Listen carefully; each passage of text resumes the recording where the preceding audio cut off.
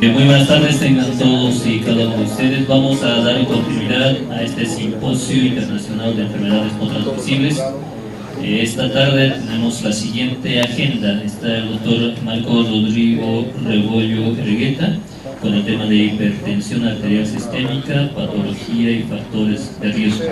El doctor Marco Rodrigo Rebollo Ergueta es director Source Medical y Unidad Integral de Células Madre.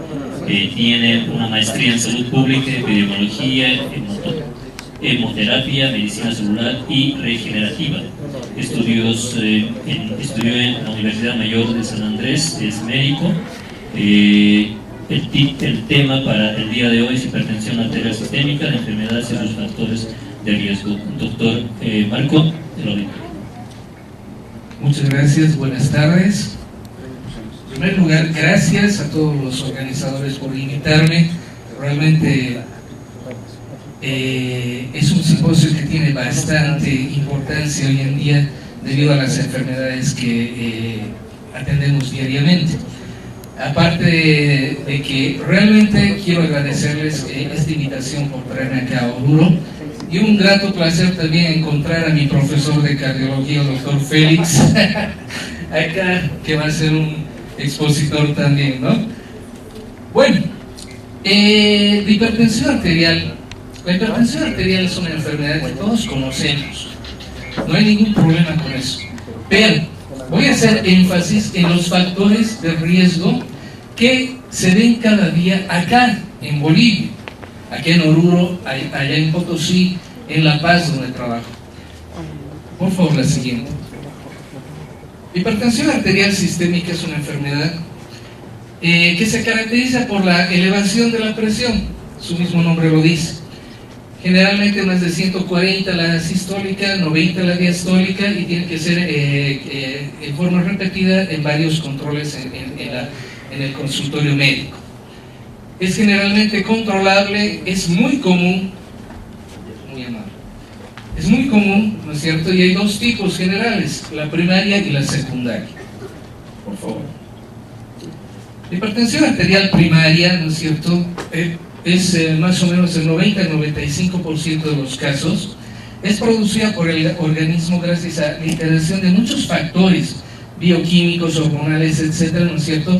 Que pierden la capacidad de regular la presión para mantenerla en niveles normales que necesita el organismo. Y algunos factores que producen esta irregularidad son la herencia, la constitución, la etnia, factores psicológicos, tipos de alimentación y otros más. Esta hipertensión arterial primaria se llama también idiopática esencial. Muchas veces decimos no se conoce la causa y solamente hay que dar tratamiento. En realidad de todo se tiene que conocer la causa. La cuestión es con qué ganas queremos encontrar las causas que producen las enfermedades. Muchas enfermedades cuando yo estaba en la universidad eran idiopáticas y primarias y ahora ya no las son. Ya sabemos muchas causas, solamente que sí, realmente es un poquito difícil encontrar las causas. Se necesita un control bastante acucioso al paciente y bastante paciencia en el tiempo para encontrar estas causas.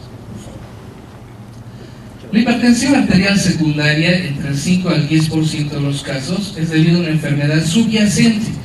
Puede ser, miren, puede ser una enfermedad psicológica que produzca aumentos de los rangos de presión. Puede ser una enfermedad psiquiátrica, puede ser una enfermedad neurológica, renal, enfermedades congénitas. Montones de enfermedades producen variaciones en los rangos de presión arterial. Puede ser causada por problemas vasculares, problemas hematológicos, problemas farmacológicos o sustancias farmacológicas que consume el paciente. Por favor. Las características de la enfermedad. Como les he indicado, estoy solamente haciendo un resumen de lo que es la hipertensión arterial, porque a mí lo que me interesa en este momento, y les voy a hacer un análisis detallado sobre los factores de riesgo, pero no los factores de riesgo que leemos en todos los libros de Colombia, en los libros de Estados Unidos, de Europa, no. Les voy a hacer un resumen de los factores de riesgo en Bolivia, lo que encontramos. La enfermedad en sí generalmente es crónica, necesita, como he dicho, ¿no es cierto?, una atención médica continua, con controles médicos continuos. Hay que controlar, aparte de la presión arterial dentro del consultorio, también el paciente tiene que controlar en su casa o con otros métodos. Es importante en esta enfermedad la información y educación al paciente y a su familia. Generalmente uno de los errores que cometemos nosotros en la consulta es, bueno, hipertensión arterial, perfecto. ¿Sabe qué? Es esencial, idiopático, primaria, no sabemos las causas, tome este medicamento. En realidad lo que el paciente necesita y quiere de nosotros, ¿no es cierto?, es que nosotros un poco lo escuchemos y un poco también lo informemos. Una parte de la actividad médica que debemos tener, ¿no es cierto?, no es solamente recetar, es realmente averiguar primero todo lo que está pasando con el paciente, tanto en el ámbito personal, el ámbito familiar y como su medio ambiente o entorno. A través de eso se puede informar al paciente y se lo puede educar. Y también es muy específico el caso de estos pacientes, porque realmente van a la consulta solos, muchas veces, y no entienden nada de lo que se les dice.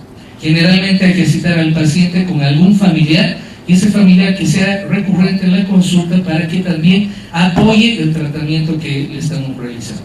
Los tratamientos son con medicamentos, indicaciones personalizadas, todo lo que vamos a ver más un momento.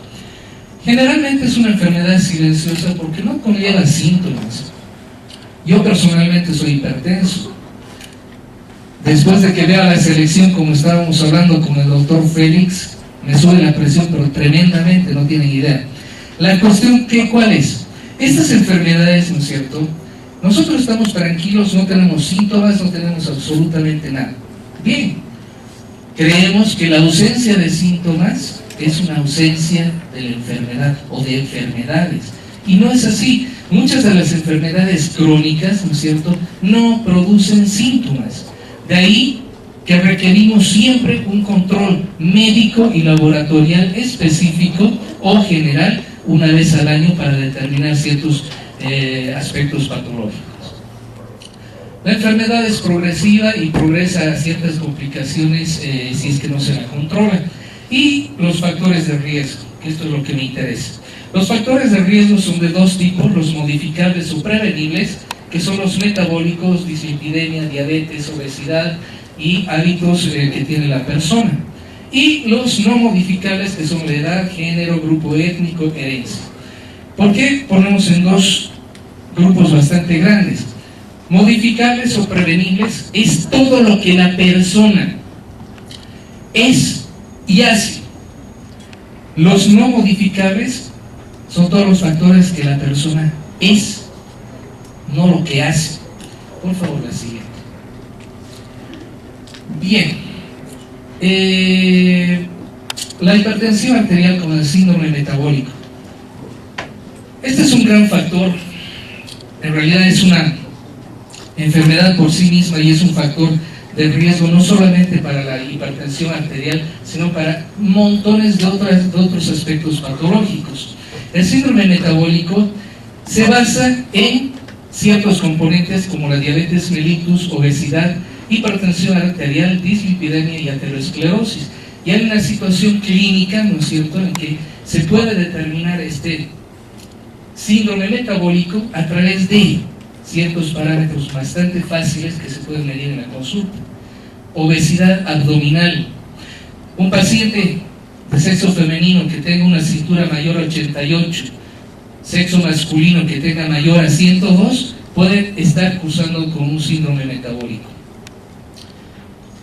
Segundo, esta obesidad abdominal o la obesidad en el tronco es mucho más arruinada y mucho más peligrosa que obesidad en los miembros, ¿no es cierto?, o en el cuello.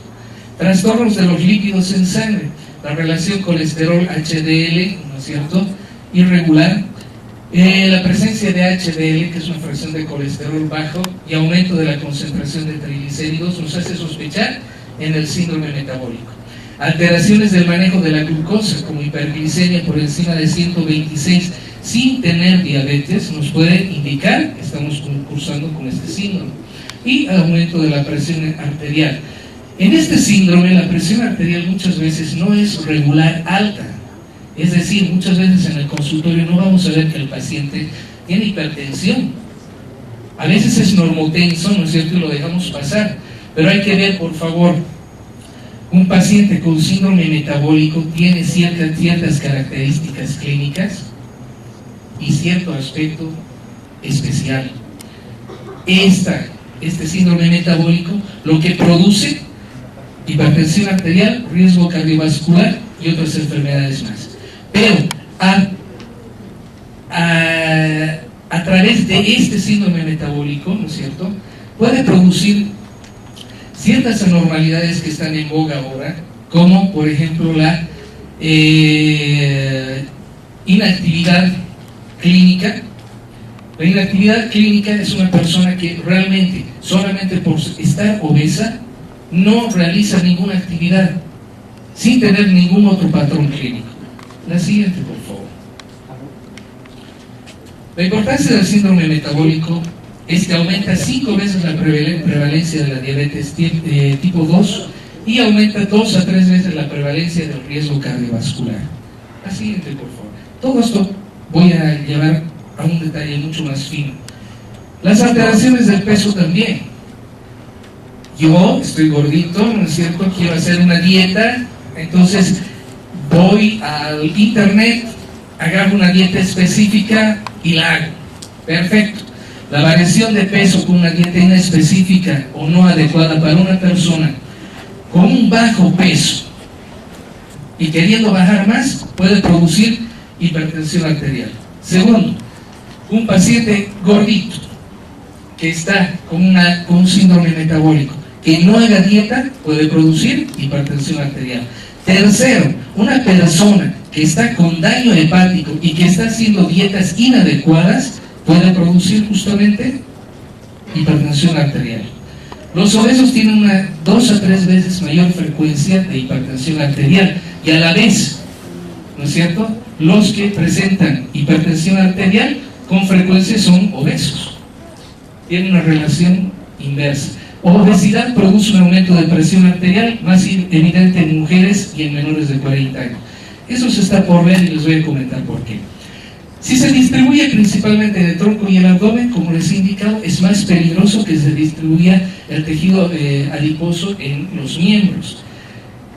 En el tronco, si se distribuye en forma irregular, puede producir daño renal, puede producir daño visceral, puede producir daño por compresión en la cavidad torácica.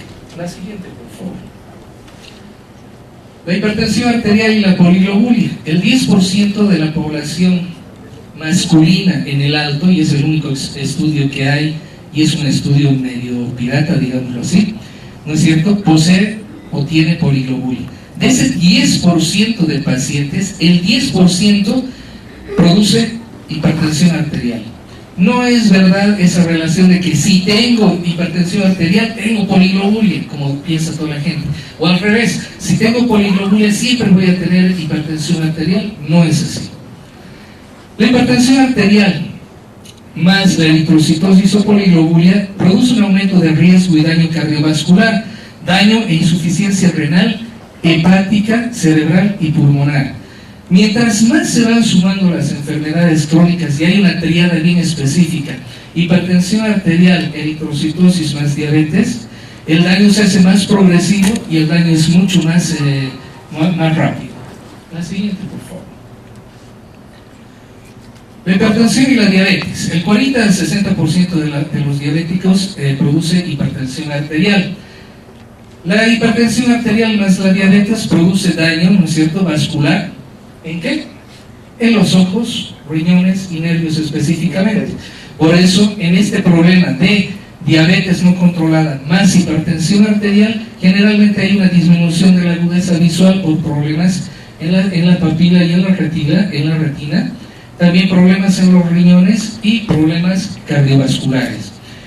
La propensión a aterosclerosis, enfermedad coronaria, infarto agudo de miocardio, insuficiencia renal, accidentes vasculares y enfermedad vascular aumenta exponencialmente. La siguiente, por favor. La hiperlipidemia.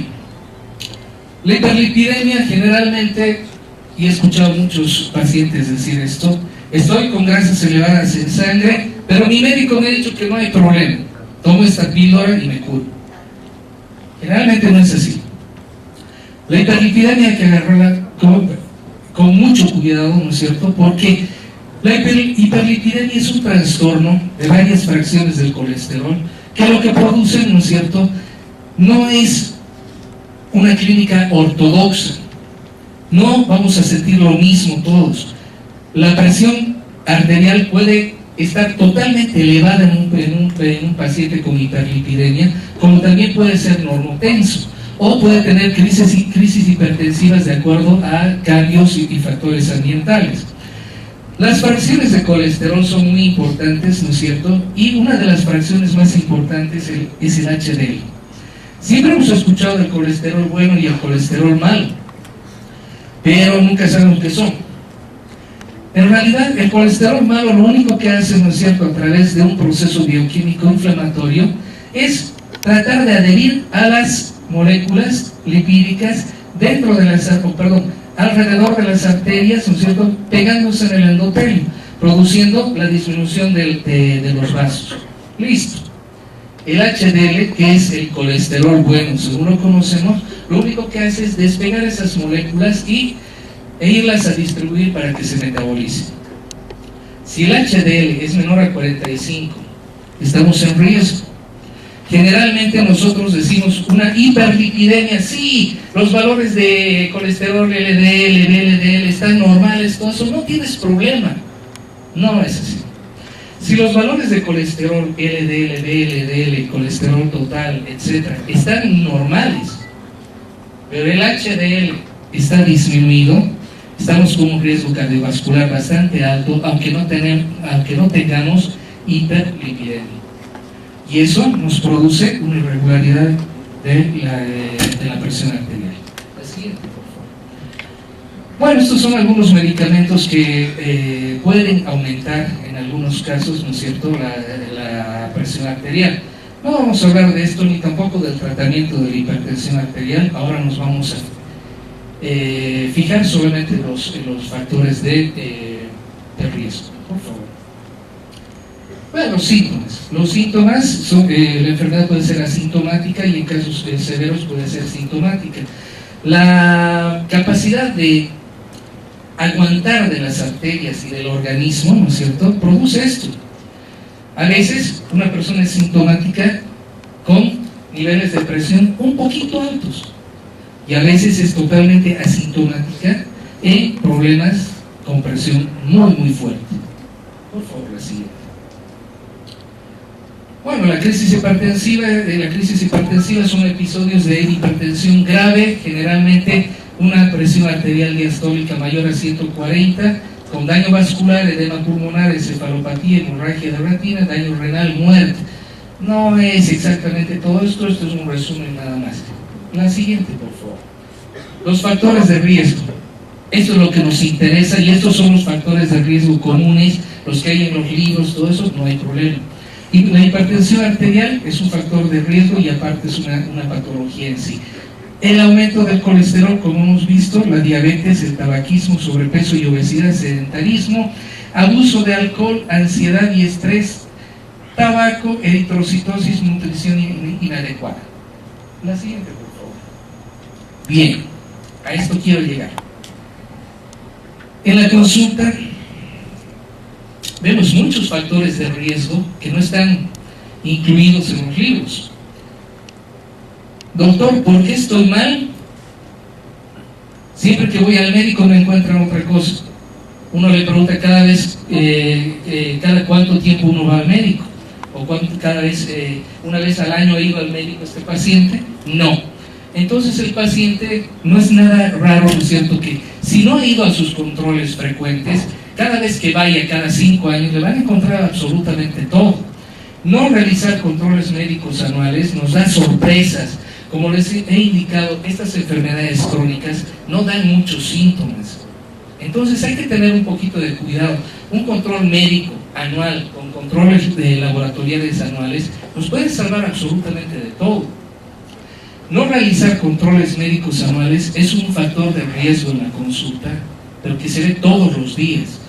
Comprar antihipertensivos u otros medicamentos directo de la farmacia, discúlpenme señores farmacéuticos que están acá, pero la verdad debería estar prohibido vender cualquier clase de medicamentos sin receta médica, porque la verdad, esto es uno de los mayores riesgos que hay, no solamente para este tipo de enfermedades, sino para cualquiera. En el ámbito de los antibióticos estamos con una escasez de antibióticos tremenda. ¿Por qué? Porque no hemos ido al médico y hemos tomado antibióticos los que creíamos que eran buenos para nosotros, de la manera que creíamos, y estamos causando resistencia a los antibióticos. Muchos de los medicamentos que compra el paciente, ¿no es cierto?, no tienen receta. Prueban un antihipertensivo, no les hace bien, prueban otro. Van a una clínica, le recetan uno, no, había sido muy caro, no tengo plata para la consulta del otro médico. Van a otro médico que es amigo o familiar. El amigo familiar no los va a tratar como un médico que es objetivo.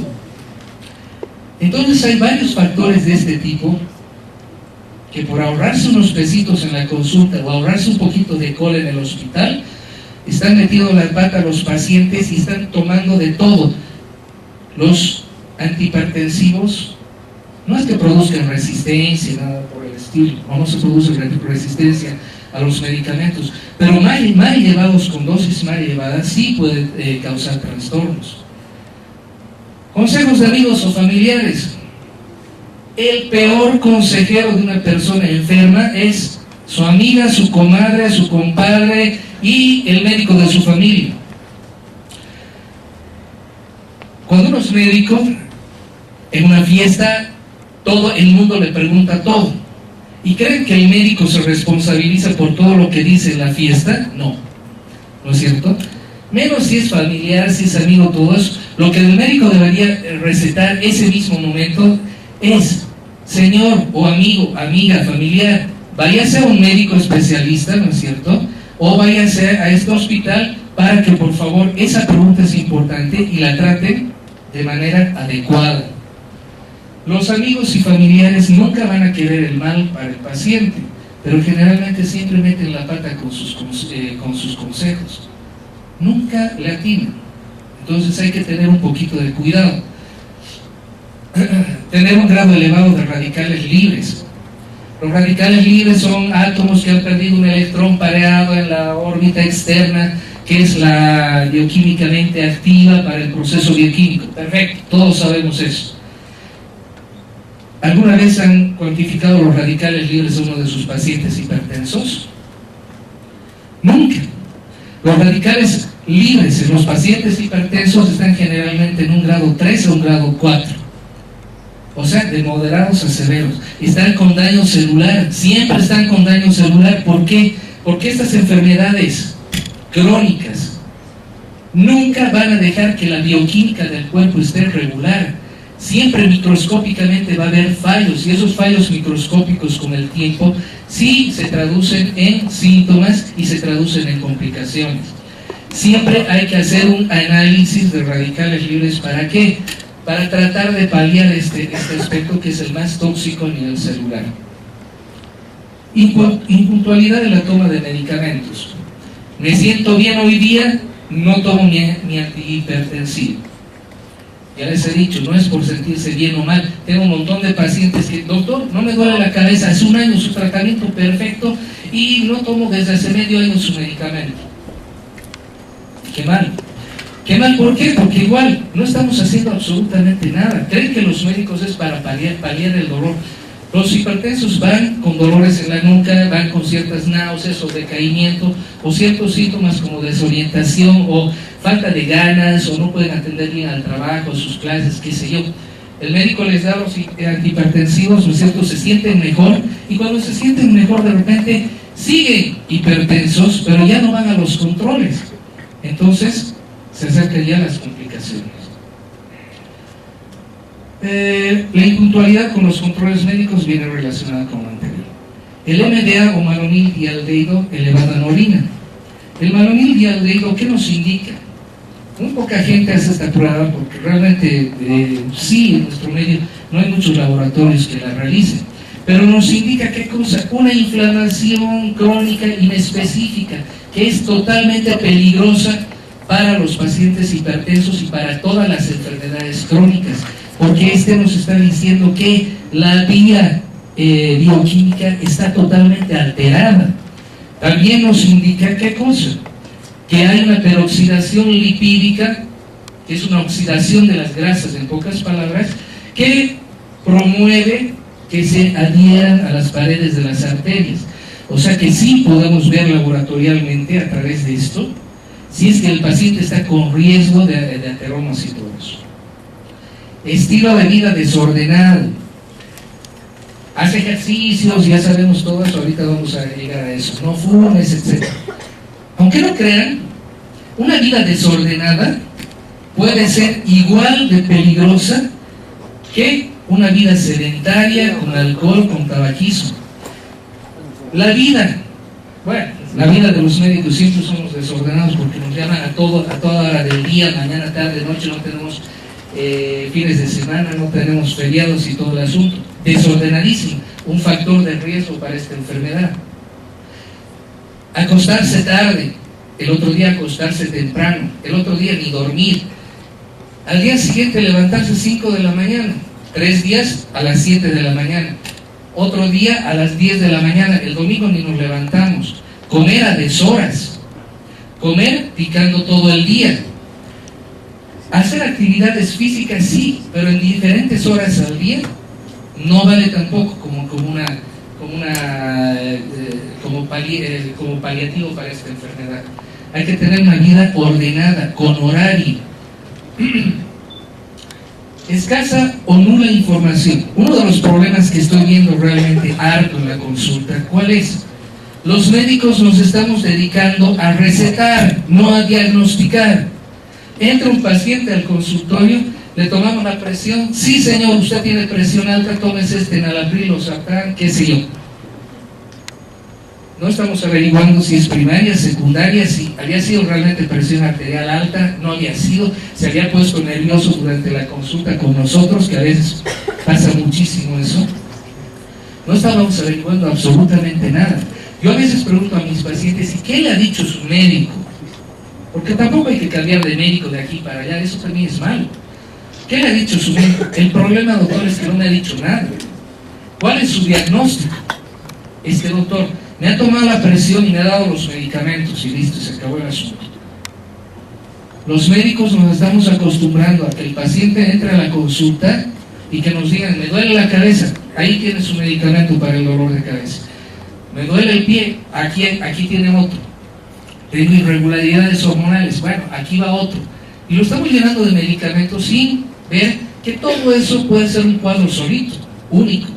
Entonces hay que tener un poquito de cuidado.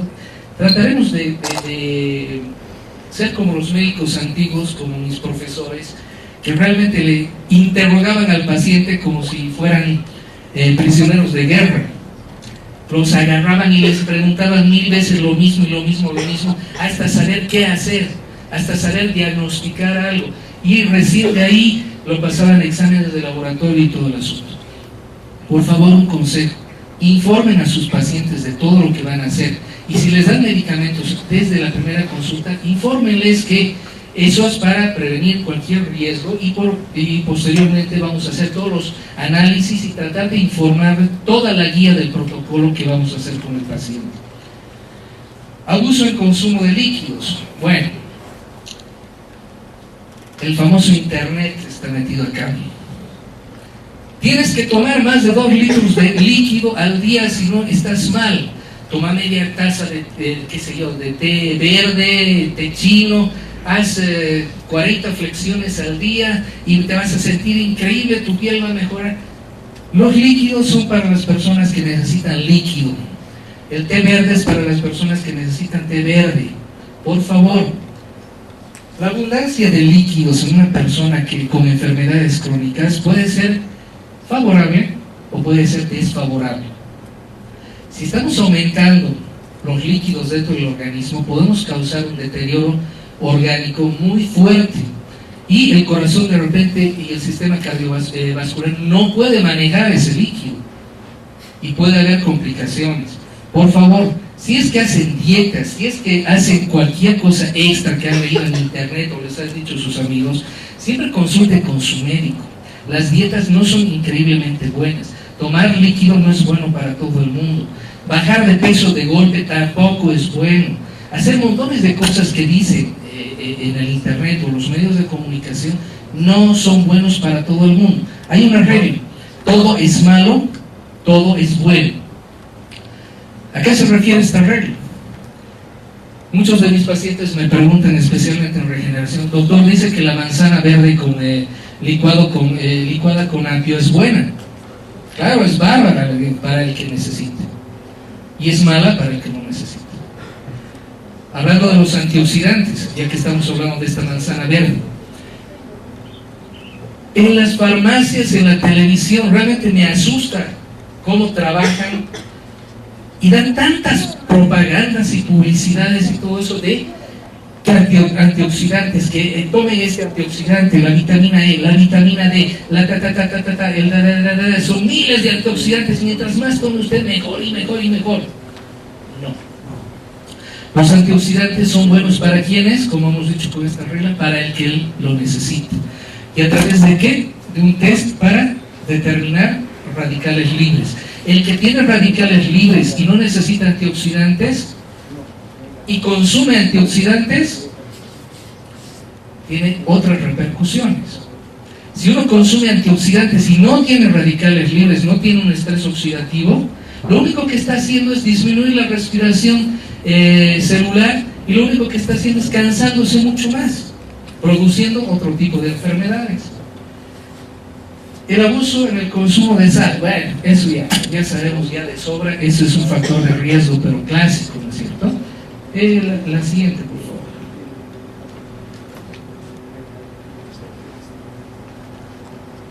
Ya. Los factores de riesgo. Si yo tengo un problema cardíaco intenso, todo eso, perfecto, ya sabemos que tengo el problema, no hay vuelta que dar, estoy haciendo un tratamiento, todo eso. Si tengo un poquito de lípidos elevados, si no hago ejercicio, estoy fumando un cigarrillo a la semana, aparte de eso estoy un poquito gordo, aparte de eso no realizo una actividad, intelectual diaria, aparte de eso, si no estoy informado de lo que pasa en mi cuerpo, todo el asunto, son pequeños factorcitos que se van sumando. A veces un factor gigante es menos peligroso que sumar todos los factores que tenemos en la vida para determinar una enfermedad. Todos los factores, ¿qué es lo que hacen? El riesgo. El riesgo, todos hablamos de riesgo, todo el asunto. Nos preocupamos cuando estamos enfermos. La mentalidad del médico ya no tiene que ser voy a ir a curar. La mentalidad del médico tiene que ser voy a ir a prevenir. Voy a prevenir riesgos de mis pacientes. Hay exámenes de laboratorio específicos para determinar riesgos bioquímicos, y en la consulta a través de la anamnesis y el examen físico podemos determinar otro tipo de riesgos, solamente tomando el peso y otras simples cosas, otros simples parámetros. Todos los riesgos deberían estar en un acápite aparte, ¿no es cierto?, en la historia clínica, donde podemos sumar el riesgo total. Tenemos que listar todos los riesgos que tiene una persona para ciertas enfermedades. ¿Han visto? Los factores de riesgo que estoy mencionando para la hipertensión arterial no son propios de la enfermedad. La misma hipertensión arterial es un propio riesgo para otras enfermedades. Es una maraña, es una red de riesgos que producen enfermedades. Cada vez que se produce una enfermedad que ha podido ser prevenible, cada 5 años aproximadamente, si no está bien controlada, va a aparecer otra enfermedad crónica. Y dadas las características de este paciente, que no la va a controlar tampoco, va a ir sucesivamente como una bola de nieve, aumentando y aumentando el grado de sus enfermedades y el número de sus enfermedades y las afecciones y complicaciones de órganos. Por favor, la siguiente. Bueno, esto ya hemos visto. Daña el sistema vascular, la hipertensión, el corazón debe realizar mayor trabajo, se produce insuficiencia renal, infartos cerebrales, hemorragias, etc. Bien, ¿para qué queremos saber los riesgos? Para esto, ¿no? El anterior. La carga familiar, económica y social. A ver, levanten la mano quienes han tenido pacientes con este tipo de enfermedades en su casa. Yo he tenido. Es muy bonito ser el hijo, sobrino, nieto de un paciente con hipertensión, con daño renal, con un paciente con una embolia, con un derrame cerebral, ¿no es cierto? Cuando uno no vive en la misma casa de un paciente con complicaciones, no se da cuenta la magnitud del daño familiar que ha hecho este paciente, generalmente por descuido del mismo. La carga familiar es un detrimento en las relaciones familiares que tiene esa familia con un solo paciente con complicaciones. Se enferma la esposa, se enferma el esposo, se enferman los hijos, es una tensión nerviosa tremenda que causa otros problemas, y ya solamente el hecho de tener un paciente con complicaciones se transforma en un riesgo de salud. Aparte el costo. ¿Somos un país rico? No. ¿Nuestro mundo tiene recursos ilimitados? Tampoco. Cada paciente que se ha podido prevenir, pero que ha sido irresponsable, porque el 90% de los pacientes son irresponsables, produce una carga económica al Estado, que pudiendo dar esos recursos a otras investigaciones o a otras instancias en salud, tenemos que, y disculpen que sea claro y tan rudo al respecto, pero tenemos que mantener a personas con complicaciones que han podido ser prevenidas a tiempo. Muchas de estas personas, como le digo, el 90%, sí sabían de sus enfermedades, sí sabían de mucho de lo que les estaba pasando, no solamente que no querían hacer el tratamiento, no querían realizar las indicaciones, no querían realizar nada. El otro porcentaje sí, me da mucha pena porque son las personas que caen ignorantemente en el asunto. Muchas personas no saben lo que tienen, entonces caen en complicaciones y realmente es un debacle económico, no solamente para la sociedad, sino generalmente para sus familias. Y bueno, ya hemos hablado del aspecto social. El tratamiento de estas enfermedades no se basa en medicamentos. La siguiente, por favor. 10 minutos. Ya, gracias. La siguiente, por favor. La siguiente. Iremos avanzando. La siguiente. No, esto lo voy a comentar después. La siguiente, por favor. Bien. ¿Qué es un tratamiento médico en enfermedades crónicas? El que maneja una enfermedad crónica con un medicamento y le va bien, es realmente bárbaro. Un Messi de la salud. No es así. Un tratamiento médico no se basa en medicamentos específicamente. Los medicamentos solamente son una más de las indicaciones que hay que realizar con estos pacientes. Generalmente, antes de que se enfermen, ya deberíamos realizar un tratamiento médico en estas personas. Primero, actividad física. La actividad física, señores, no es solamente para hipertensión arterial. Uno se resfría y la actividad física lo mejora. La actividad física nos da respiración celular, nos da energía, nos da una regularidad inmunológica, nos da montones de cosas. La actividad física debería ser la primera indicación en cualquier enfermedad en que el paciente pueda, por lo menos, sentarse. Todas mis pacientes de artrosis, gorditas. Por ser gorditas, también se ha complicado la artrosis, pero por tener artrosis también se ha complicado su obesidad. Y lo único que me dicen, doctor, es que no puedo hacer ejercicios, no puedo caminar. Señores, hay ejercicios aeróbicos estáticos, hay pasivos, hay un montón de tipos. La cuestión es que hay que guiar al paciente. Si uno guía al paciente y el paciente está de acuerdo y tiene voluntad, bien, el paciente sale bien. Si uno guía bien al paciente y el paciente no tiene voluntad, absolutamente nada sale bien. Controles de presión periódicos. Todos nosotros tenemos que tener por lo menos un control de presión 2 a 3 veces al año. Es fácil. Uno va a una consulta médica anual, ¿no es cierto? Se ve un poquito irregular la presión, podemos hacer unos controles periódicamente, hasta inclusive en las farmacias ahí ahora, que nos hagan una listita de los controles con la fecha y podemos hacer una curva de presión. Dormir en forma adecuada. 8 horas al día hay que dormir, más una siestita por ahí, si es que se puede. Con 8 horas al día, toda la bioquímica del organismo se pone un poquito regular y podemos descansar. Mientras más ejercicio hagamos, yéndonos a la actividad física, hacemos 1 hora de ejercicio al día, tenemos que dormir 1 hora más de esas 8 horas para que el sistema esté regular. El medio ambiente adecuado. ¿Quién tiene pues un medio ambiente adecuado acá? Nadie.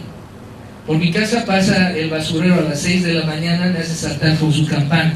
A la media hora estoy recién tratando de dormir y pasa el gas y me hace saltar con su bocina.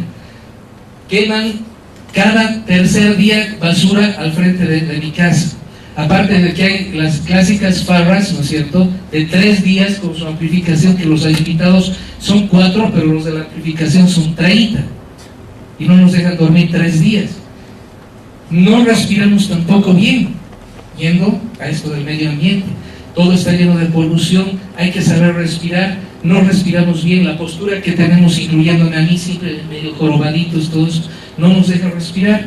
La respiración adecuada es muy importante, no solamente para los pacientes de hipertensión, sino para todos. Hacer ejercicio respiratorio durante el día nos alivia de muchas tensiones, nos alivia de muchas complicaciones. No es eso de que hay que hacer fisioterapia respiratoria, ir a un centro de fisioterapia 1 vez al día que nos hagan respirar y las otras 23 horas quedarnos en nuestra casa sin hacer nada. No, nosotros podemos respirar profundo y lento, relajándonos un poquito, cada 2-3 horas tranquilamente. Y eso sería lo adecuado. Y aquí que vivimos en la altura, mucho mejor.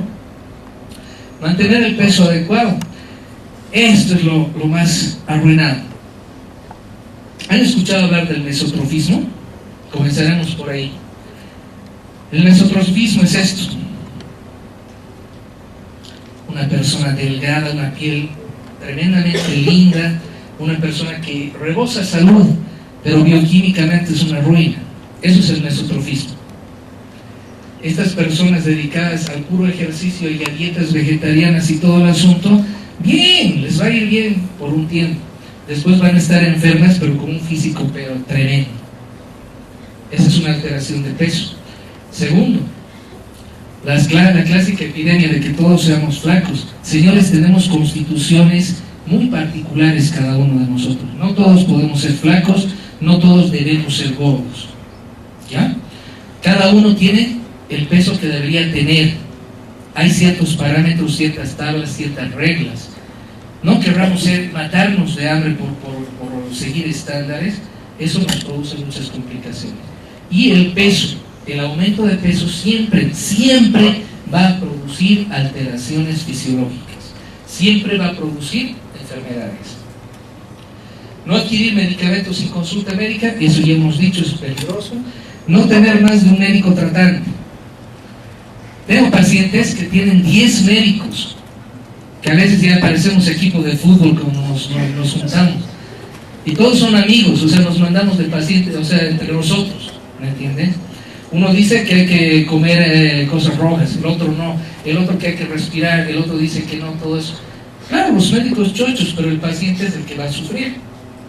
Generalmente, por favor, sea bueno o malo el médico, agárrense de un médico y sigan sus guías hasta que la habilidad del médico, de todos tenemos algún límite, se acabe, ¿no es cierto? Y pueda el médico guiarlos hacia un médico nuevo que pueda ayudarlos más. Pero no estén en juntas médicos para casos fáciles. Eso solamente desorienta al paciente y hacemos tratamientos que no son los adecuados. Higiene dietética adecuada. ¿Qué es la higiene? Es estar limpio. ¿Limpio de qué? Limpio de tóxicos, limpio de lípidos, limpios de todos.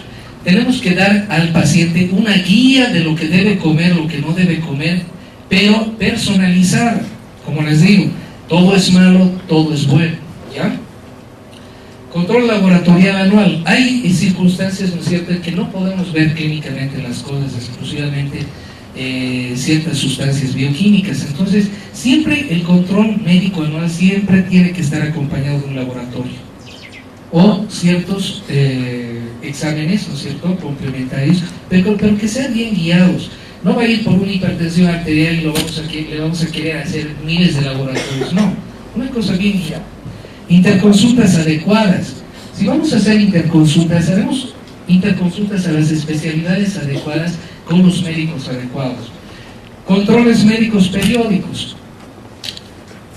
Si ya estamos enfermos, no vamos a ir una vez al año a nuestro médico. Iremos pues un poquito más seguido, por si acaso estemos un poquito irregulares y no sepamos. Segundo, hay que hacer estos controles médicos periódicos para regular nuestro patrón orgánico, para regular el peso, para que nos den guías exactamente cada 3 o 4 meses. La siguiente, por favor, con esto ya acabo. Bueno, la siguiente. Mientras más te alejes de tu médico, menos conoces el estado de tu cuerpo y la ignorancia de tu estado produce la enfermedad. Los pacientes no quieren ir al médico porque dicen que el médico siempre le va a encontrar algo. Claro, si uno va al médico frecuentemente, ¿no es cierto?, el médico no va a encontrar absolutamente nada, el paciente responsable se cuida. Si uno no va nunca al médico, siempre vamos a encontrar algo porque realmente se van juntando y juntando y juntando las cosas. Esa sería mi presentación, muchas gracias. He querido englobar todos los factores que vemos en la consulta, no solamente los que están en los libros. Y después de esta presentación que le estoy dejando el disco al doctor, hay ciertas reglas para hipertensión que sería interesante que les copien, ciertos patrones, cómo determinar riesgo cardiovascular en la consulta con métodos fáciles y otras cosas más. Muchas gracias.